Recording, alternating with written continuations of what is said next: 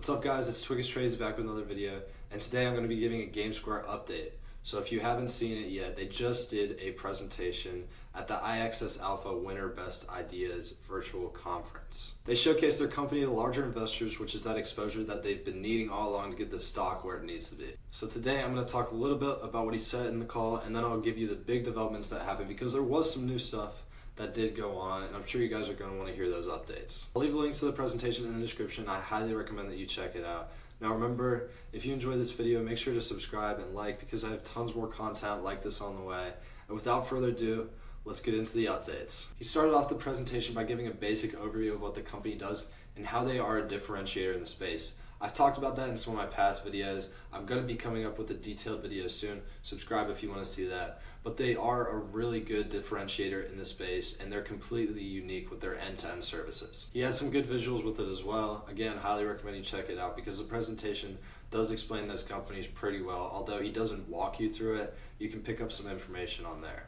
There's also some case studies at the very end which show examples of the events they've kind of hosted, like live streams or real world events that have impressions and help brands grow their audience. Then of course he started talking about the changes this company's made throughout the past year and all the work they've done to come from that low margin to now a higher margin business. And he talked about that new Web3 vertical where they cater to crypto native brands by giving them more exposure. And that was made entirely possible by the digital asset treasury. None of these other digital asset treasuries are doing that, and that's one of the big differentiators you need to remember, because they're not a DAT. I've talked about that a lot, but it's true, and that's why the market's wrong. But making up a completely new vertical based on that DAT is just what you want to see out of any company. That's great innovation right there. Speaking of the DAT, he also announced they make $400,000 in free cash flow every month from that active yield. That's around $5 million a year in pure, untouched profit, 100% margin. It could go higher if they decide to expand their treasury by using that yield to reinvest back into ETH. Although they did say right now their main focus is those share buybacks and using that free cash flow for that.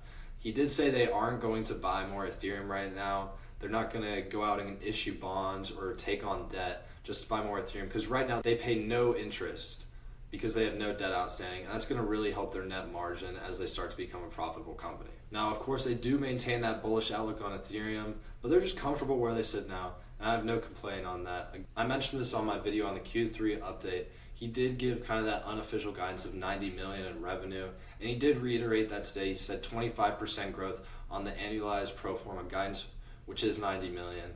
Now, in a later part of the interview, because remember when we were talking about the Q3, he said that was very conservative. He said around 100 million in revenue.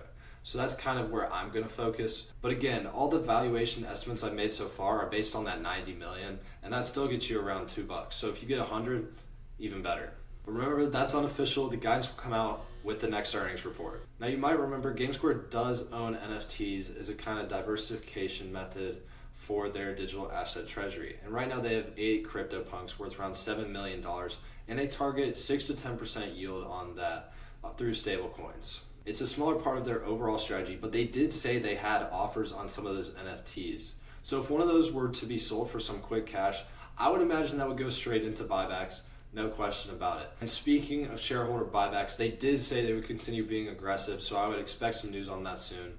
Sorry to interrupt, but as I was editing the video, Gamesquare actually bought back another 1 million shares for around $560,000 for about 54 cents a share. That brings their average down to 58 cents a share, and they have 3.3 million more remaining under this authorization. So they are being aggressive. I might have mentioned that before. And I'd expect to see maybe one this month if they're feeling extra aggressive, but you're definitely going to see another one next month, because the market really had no reaction to it yet again. But the big update is they're looking to increase the authorized amount that they can buy back. So right now their board authorized them to buy back up to $5 million worth of shares when the stock's under $1.50.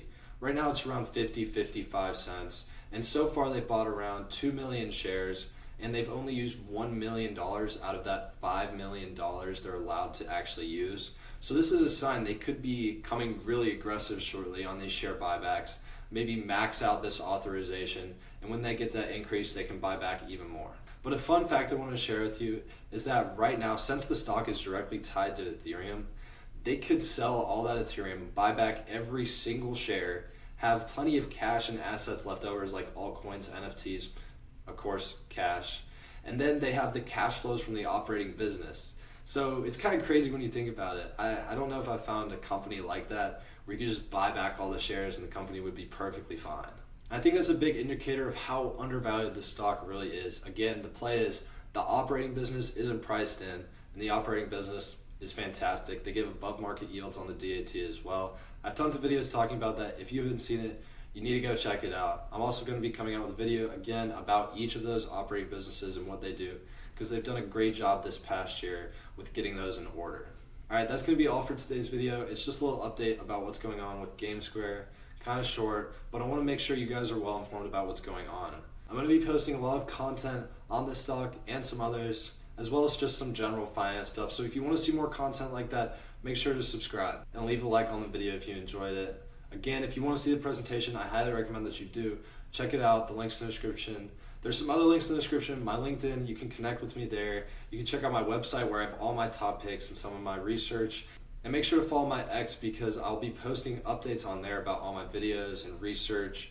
But also I might be doing some live streams soon where you can come and ask me questions about Gamesquare or just any stock in general, anything finance related. But with that said, I hope you guys see the potential that I do in Gamesquare, and I hope you guys have a great holiday season. I'll see you guys in the next one.